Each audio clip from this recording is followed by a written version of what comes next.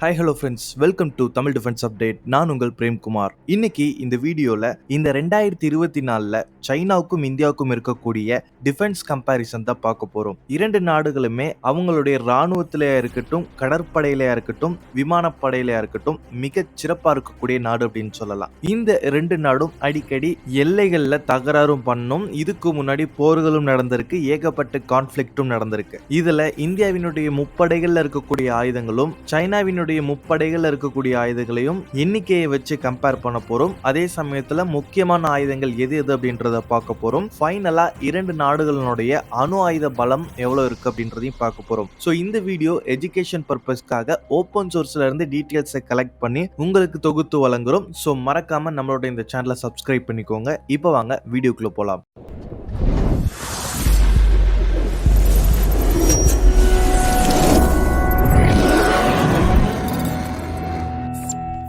சைனாவோட மிலிட்ரியை பொறுத்தவரை global fire power index படி சைனா 3வது இடத்துல இருக்கு. ஸோ மேன் பவர்லையும் சரி, பாப்புலேஷன்லையும் சரி மிக அதிக அளவு மேன் பவர், மிக அதிக அளவு எண்ணிக்கையில சைனால ஆட்கள் இருக்காங்க அப்படின்னு சொல்லலாம். எக்கனாமிக்கல் வைஸும் மிக வேகமா வளர்ந்து வரக்கூடிய ஒரு முக்கியமான நாடு. உலக அளவில் டாப் 10 இடத்துல க்ரூட் ஆயில் ப்ரொடக்ஷனா இருக்கட்டும், நேச்சுரல் கேஸ் ப்ரொடக்ஷனா இருக்கட்டும், கிரிட்டிக்கல் நேச்சுரல் ஆயில் ப்ரொடக்ஷனா இருக்கட்டும், கோல் அண்ட் நேச்சுரல் ரிசோர்சஸ்னுடைய உற்பத்தியா இருக்கட்டும், இது எல்லாத்துலயுமே டாப் 10 இடத்துல சைனா இருக்கு. இதே மாதிரி தான் இந்தியாவும். இந்தியாவினுடைய பாப்புலேஷன் மிக அதிகம், மேன் பவரும் மிக அதிகம் சொல்லலாம். எக்கனாமிக்கல் வைஸ் மிக அதிகமா ஸ்ட்ராங் ஆயிட்டு வரக்கூடிய ஒரு முக்கியமான நாடு. அதே சமயத்துல நேச்சுரல் ரிசோர்சஸ்னுடைய ப்ரொடக்ஷன்ல இந்தியாவும் டாப் 10 இடத்துல இருக்கு அப்படின்னு சொல்லலாம். இரண்டு நாடுகள் கிட்டயுமே நியூக்ளியர் வெப்பன் இருக்கு. இந்த இரண்டு நாடுகளுடைய டிஃபென்ஸ் பட்ஜெட் எவ்வளவு அப்படின்றத இப்ப பார்க்கலாம். சைனாவோட மிலிட்டரி பொறுத்தவரை டிஃபென்ஸ் பட்ஜெட் மிக அதிகமா ஒதுக்குறாங்க. காரணம் என்ன அப்படின்னு கேட்டீங்கன்னா,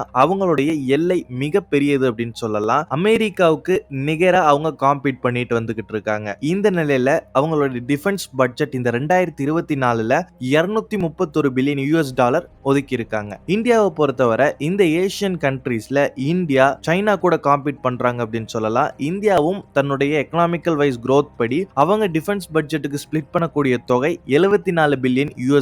இது மிக அதிக எண்ணிக்கை. வருடம் இரண்டு நாடுகளுமே அதனுடைய டிஃபென்ஸ் பட்ஜெட்டை உயர்த்திட்டு வந்துட்டு இருக்காங்க, அவங்களுடைய பொருளாதார வளர்ச்சிக்கு ஏற்ப. இப்போ இந்த இரண்டு நாடுகளுடைய பார்டரை பத்தி கொஞ்சம் தெளிவா பார்த்துடலாம். சைனாவை பொறுத்தவரை கோஸ்டல் லைன் 14,500 கிலோமீட்டர், அதாவது கடற்கரை பாதுகாப்பு மட்டுமே அவங்க 14,500 கிலோமீட்டருக்கு கொடுக்க வேண்டியதா இருக்கு. இந்தியாவை பொறுத்தவரை இந்தியன் கோஸ்டல் லைனுடைய லென்த் 7,000 கிலோமீட்டர். ஸோ 7,000 கிலோமீட்டருக்கு இந்தியாவினுடைய நேவி பாதுகாப்பு கொடுக்கணும். அதன் பிறகு கோஸ்ட் கார்டும் இருப்பாங்க. இதே இது இந்த இரண்டு நாடுகளும் பார்டர் ஷேர் பண்ணக்கூடிய நாடுகள் எது அப்படின்னு கேட்டீங்கன்னா, சைனா மிக அதிக நாடுகளுடைய பார்டர் ஷேர் பண்ணுது. கிட்டத்தட்ட 22,457 கிலோமீட்டர் பார்டர் ஷேர் பண்றாங்க. இதுல மொத்தம் 14 நாடுகள் வருது. அது எந்தெந்த நாடு அப்படின்னு கேட்டீங்கன்னா, நார்த் கொரியா கூட ஷேர் பண்றாங்க, ரஷ்யா கூட, மங்கோலியா கூட, கஜகிஸ்தான் கூட, கிர்கிஸ்தான் கூட, தஜிகிஸ்தான் கூட, ஆப்கானிஸ்தான் கூட, பாகிஸ்தான் கூட, இந்தியா கூட, நேபாள், பூட்டான், மியான்மர்,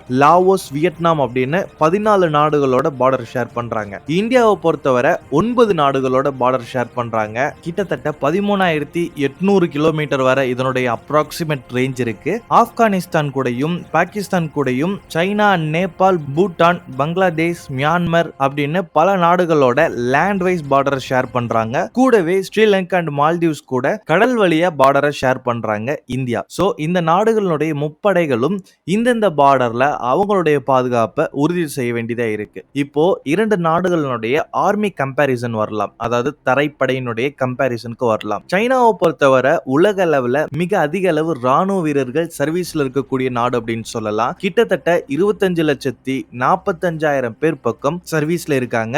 இது நம்பர் 1 இடத்துல இருக்கு அப்படின்னு சொல்லலாம். இந்தியன் ஆர்மியை பொறுத்தவரை உலக அளவுல மிக அதிக அளவு எண்ணிக்கையில இருக்கக்கூடிய ராணுவ வீரர்கள் இருக்காங்க. அதுல சைனாவுக்கு அடுத்தபடியா இந்தியா தான் இருக்காங்க. அதுல 21,97,117 பேர் இருக்காங்க இருக்கிறதா சொல்லப்படுது. இதுல ஆக்டிவ் பர்சனல், ரிசர்வ் பர்சனல்னு 2 வகையா பிரிவாங்க 2 நாடுகளுக்குமே. இப்ப இந்த 2 நாடுகளுடைய டேங்க்ஸ பத்தி பார்க்கலாம். டேங்க் அப்படின்றது போர் நடக்கும்போது தங்களுடைய பார்டரை எக்ஸ்பேண்ட் பண்றதுக்கு இதை பயன்படுத்துவாங்க. அந்த வகையில சைனாவினுடைய ஆர்மி கிட்ட 5000 டேங்க் இருக்கிறதா சொல்லப்படுது. அப்ராக்சிமேட் கவுண்ட் தான். சைனா அவங்களுடைய எண்ணிக்கையை எங்கேயும் வெளிப்படையா சொன்னதில்ல. இந்தியன் ஆர்மியை பொறுத்தவரை 4614 டேங்க்ஸ் இருக்கிறதா சொல்லப்படுது. சைனா கிட்ட இந்த டேங்க்ஸ்ல முக்கியமான டேங்க்ஸா பார்க்கப்படுற பல டேங்க் வச்சிருக்காங்க. அதுல எம்பிடி type 59, 59-2, 59D, 59D, type 79, type 88A, 88B, அது மட்டும் இல்லாம மிக அதிக எண்ணிக்கையில டைப் 96 and 96A வச்சிருக்காங்க. அது மட்டும் இல்லாம சைனா கிட்ட இருக்கக்கூடிய அட்வான்ஸான டேங்க் எது அப்படின்னு கேட்டீங்கன்னா டைப் 99A தான். இந்தியன் ஆர்மியை பொறுத்தவரை அவங்களுடைய மெயின் பேட்டில் டேங்க்ஸ் எது அப்படின்னு கேட்டீங்கன்னா அஜயா டேங்க்னு சொல்லலாம், அர்ஜுன் டேங்க்னு சொல்லலாம். அர்ஜுன் டேங்க்ல மார்க் 1, மார்க் 1A இருக்கு. T90S and T90 பீஷ்மா இருக்கு. மிக அதிக அளவு எண்ணிக்கையில இருக்கு அப்படின்னு சொல்லலாம். T72 அஜயா இருக்கு. இதுவும் மிக அதிக எண்ணிக்கையில இந்திய ராணுவத்துக்கிட்ட இருக்கு. கூடவே ஃபியூச்சர்ல ஜோராவார் லைட் டேங்க்ஸும் வரப்போகுது. அது ஆர்டர்ல இருக்கிறதா சொல்லப்படுது. இது மட்டும் இல்லாம FRCV அப்படின்னு சொல்லப்படுற ஃபியூச்சர் ரெடி காம்பேட் வெஹிக்கிள் அப்படின்ற ப்ராஜெக்ட் போயிட்டு இருக்கு. ஸோ இந்த ப்ராஜெக்ட் படி இந்தியா கிட்ட இருக்கக்கூடிய T72 அஜயா டேங்கை ஃபியூச்சர்ல ரீப்ளேஸ் பண்ணுவாங்க.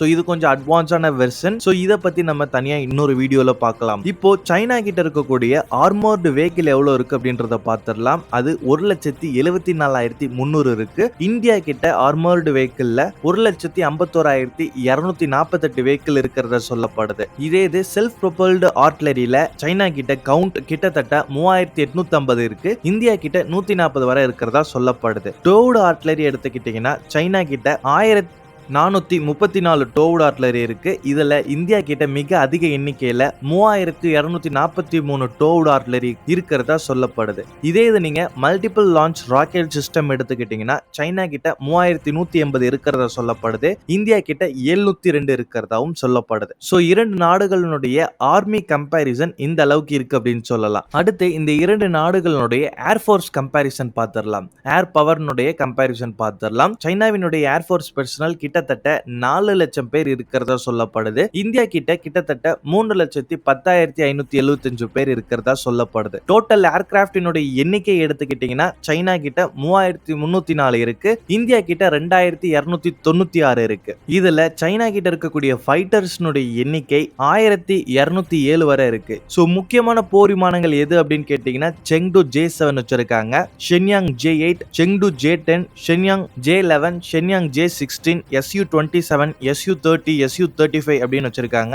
இதுல மிக அதிக எண்ணிக்கையில J8ம் J11 போர் விமானமும் இருக்கு. சோ இதுல எல்லாமே மேக்ஸிமம் ரஷ்யன் விமானத்துல இருந்து காப்பி பண்ண விமானங்கள் தான். இது இல்லாம 5th ஜெனரேஷன் ஏர்கிராஃப்டும் அவங்க கிட்ட இருக்கு, J20. இந்தியாவினுடைய விமானப்படையை பொறுத்தவரை அதுல ஃபைட்டர்ஸ்னுடைய எண்ணிக்கை 606 வரை இருக்கு. அதுல டசால்ட் ரஃபேல் இருக்கு, சுகாய் Su-30 MK இருக்கு, ஹிந்துஸ்தான் ஏரோநாட்டிக்ஸ் லிமிடெட்னுடைய தேஜஸ் போர் விமானமும் இருக்கு. கூடவே மிக வேகமா போகக்கூடிய ஸ்ட்ரைக் பண்ணக்கூடிய முக்கியமான விமானமான மிராஜ் 2000 இருக்கு. MiG-29 ரக போர் விமானங்களும் இருக்கு. இதுல MiG-21 போர் விமானமும் இந்திய விமானப்படை பயன்படுத்துறாங்க. ஆனா ஃபேசிங் அவுட் கேட்டகரியில இருக்கு. காரணம் என்ன அப்படின்றது உங்களுக்கு ஆல்ரெடி தெரியும். MiG-21 ரக போர் விமானம் மிக அதிக விபத்துக்கு உள்ளாகிட்டு இருக்க விமானம். சோ அதோட ரிட்டையர்மெண்ட் பீரியட்ல MiG-21 மிக குறைந்த எண்ணிக்கையில இருக்கு அப்படின்னு சொல்லலாம். அட்டாக் டைப் விமானங்கள்ல சைனா கிட்ட 371 விமானங்கள் இருக்கு. இந்தியா கிட்ட 130 விமானங்கள் இருக்கு. சோ சைனாவினுடைய ஏர்ஃபோர்ஸ்ல டிரான்ஸ்போர்ட்டேஷனுக்காக பயன்படுத்தக்கூடிய ஃபிக்ஸ்டு விங் ஏர்கிராஃப்ட் மொத்தம் எண்ணிக்கை 289 இருக்கு. இந்தியா கிட்ட எடுத்துக்கிட்டீங்கன்னா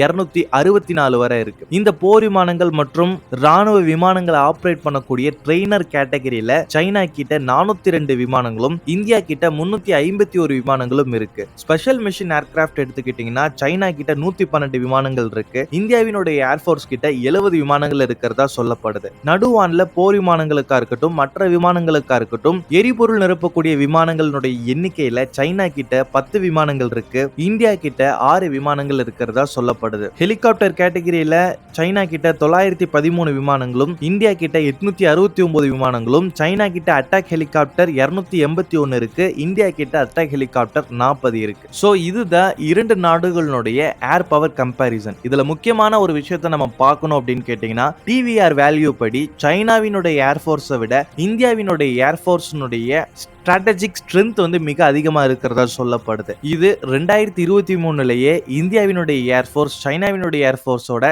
ஸ்ட்ராட்டஜிக்கா மிக சிறப்பா இருக்கு அப்படின்ற மாதிரி சொல்லியிருக்காங்க. ஸோ உலக அளவுல 3வது முக்கியமான விமானப்படையா இந்தியாவினுடைய விமானப்படை இருக்கு. ஆனா சைனாவினுடைய விமானப்படையினுடைய கவுண்ட் அதிகமா இருக்கு. ஸ்ட்ரென்த் அப்படின்றது அந்த விமானங்களுடைய ரிலையபிலிட்டியை பொறுத்து இருக்கு. மேக்சிமமான விமானங்களை காப்பி பண்ணி தயாரிச்சிருக்காங்க. ஸோ இதுவும் நீங்க தெரிஞ்சுக்கணும். ஃபைனலா பார்க்க போறது சைனா மற்றும் இந்தியாவினுடைய கடற்படையினுடைய பலத்தை பார்த்துடலாம். ஸோ சைனாவினுடைய நேவி பர்சனலுடைய எண்ணிக்கை 3,80,000 பேர் இருக்காங்க. இந்தியாவை பொறுத்தவரை 1,42,252 பேர் இருக்காங்க. சைனாவினுடைய கோஸ்டல் லைன் மிக பெரியது. சைனாவுக்கு மிக அச்சுறுத்தல் தரக்கூடிய நாடா யுஎஸ் நேவி இருக்கு. ஸோ அதுக்காக சைனா நேவில ரொம்ப கான்சென்ட்ரேட் பண்ணி தான் ஆகணும் அப்படின்னு சொல்லப்படுது. இந்த வகையில சைனா கிட்ட மொத்தம் எத்தனை விமானம் தாங்கிய கப்பல்கள் இருக்கு அப்படின்னு கேட்டீங்கன்னா 3 இருக்கு. அதுல 2 சர்வீஸ்ல இருக்கு. ஃபைனலா தயாராகிட்டு வர ஃபூஜியான் வந்து சீ ட்ரையல்ஸ் இருக்கிறதா சொல்லப்படுது. இந்தியா கிட்ட இருக்கக்கூடிய விமானம் தாங்கி கப்பல்களுடைய எண்ணிக்கை 2 இருக்கு. ஒன்னு ஐஎன்எஸ் விக்ராந்த், இன்னொன்னு ஐஎன்எஸ் விக்ரமாதித்யா. சைனா கிட்ட ஹெலிகாப்டர் கெரியர் இருக்கு. மொத்தம் 3 ஹெலிகாப்டர் கெரியர் இருக்கிறதா சொல்லப்படுது. இந்தியா கிட்ட ஹெலிகாப்டர் கெரியர் கிடையாது. சைனா கிட்ட டெஸ்ட்ராயர் 49, இந்தியா கிட்ட டெஸ்ட்ராயர் 12, சைனா கிட்ட ஃப்ரிட்ஜெட்ஸ் 42, இந்தியா கிட்ட ஃப்ரிட்ஜெட்ஸ் 12, சைனா கிட்ட கோவர்ட்ஸ் 72, இந்தியா கிட்ட கோவர்ட்ஸ் 18, சப்மரைன் சைனா கிட்ட 61 வச்சிருக்காங்க. இந்தியா கிட்ட 18 இருக்கு. சைனா கிட்ட பேட்ரோல் வெசல்ஸ் 180, இந்தியா கிட்ட 137. மைன் வேர்ஃபேரை பொறுத்தவரை சைனா கிட்ட 36 கப்பல்கள் இருக்கு. இந்தியா கிட்ட டெவலப்மெண்ட்ல இருக்கு அப்படின்னு சொல்லலாம். சோ ஓவராலா இதுதான் இந்தியா அண்ட் சைனாவினுடைய டிஃபென்ஸ் கம்பேரிசன். இப்போ வந்து இந்த 2 நாடுகளுமே நியூக்ளியர் பவர் வச்சிருக்காங்கன்னு தெரியும். அதோடைய வார்ஹெட்ஸ் கம்பேரிசன் போயிடலாம். சைனாவை பொறுத்தவரை அப்ராக்சிமேட் ரேட் வெளியே சொல்லல, 500 வார்ஹெட்ஸ் வரை இருக்கலாம் அப்படின்னு சொல்லப்படுது. இந்தியா கிட்ட 170 வார்ஹெட்ஸ் வரை இருக்கலாம் அப்படின்னு சொல்லப்படுது. சோ ஓவராலா இந்த 2 நாடுகளுடைய டிஃபென்ஸ் கம்பேரிசனை பார்க்கும்போது சைனா கிட்ட மிக அதிக எண்ணிக்கையில இருக்கிற மாதிரி இருக்கும். இதுல மிக அதிக அளவுல சைனா காப்பி பண்ணி தயாரிச்ச ஆயுதங்கள் தான் மிக அதிகமா இருக்கு. சோ அதுலயுமே அவங்களுடைய ரிலையபிலிட்டி கம்மி அப்படின்னு சொல்லலாம். நம்மளே ஒரு 1.5 வருஷத்துக்கு முன்னாடி சைனாவினுடைய ஆயுதங்களை பத்தி ஒரு வீடியோ போட்டிருந்தோம். வெளிநாடுகளுக்கு அவங்க ஏற்றுமதி செஞ்ச ஆயுதங்களுடைய நிலையை பத்தி அந்த வீடியோல தெளிவா விளக்கி இருந்தோம். அந்த வீடியோனுடைய லிங்க் நான் ஐ பட்டன்ல கொடுக்குறேன். சோ இந்த நிலையில கவுண்டை பொறுத்தவரை சைனா கிட்ட மிக அதிக எண்ணிக்கை அப்படின்னு சொல்லலாம். இந்தியா கிட்ட இந்தியாவை டிஃபெண்ட் பண்ணக்கூடிய அளவுக்கு ஆயுதங்களும் இருக்கு.